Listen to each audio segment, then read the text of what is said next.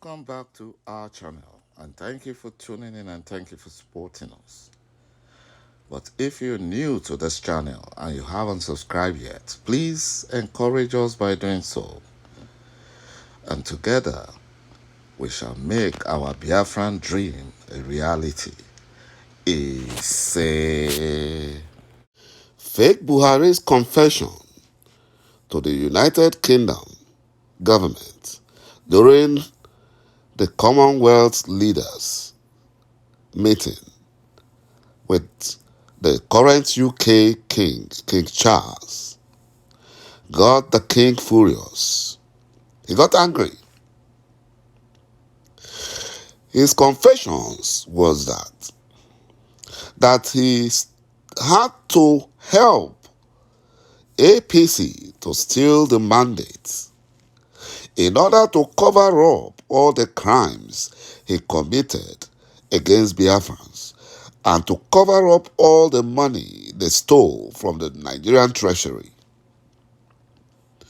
No wonder the rubber stamps Nigerian Senate, led by the rubber stamp Senate President Ahmed Lawal, approved illegality after the Fulani Nigerian government stole money from the treasury through the ways and means above the 5% threshold that was stipulated in the Central Bank of Nigeria's Act, which was not supposed to be more than 500 billion naira. But they stole 23.7 trillion naira since they came into office in 2015. The rubber stamp Senate and the rubber stamp House of Rep approved the illegalities. And they had to structure the money they stole as bond, not to the public, but kept at the central bank at an interest rate of 9% for 40 years. Imagine stealing money, and now they are passing all the debt to Nigerians. And this is one of the reasons why Biafra must go. The Fulani Nigerian government have stole Nigeria dry. You know, Tinubu was selected by fake Buhari, Mr. Yakubu, and the criminals in the APC to cover up over $350 billion stolen by fake Buhari and his cabals from the Nigerian Treasury account with Bankers Trust of New York. Fake Buhari mocked the opposition parties for an election that was fraudulent and the mandate stolen.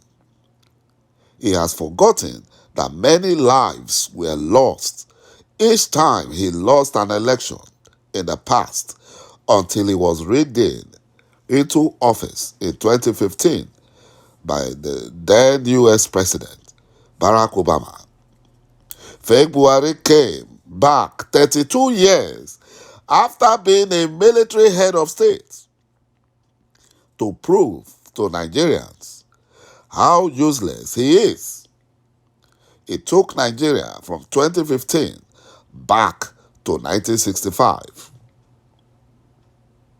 That is 50 years back in history. Divisions, ethnic tensions, religious bigotry, nepotism, corruption, hatred, Biafran genocide, just to mention a few, as it was in 1965. Before the genocide civil war Nigeria waged against Biafra in 1967,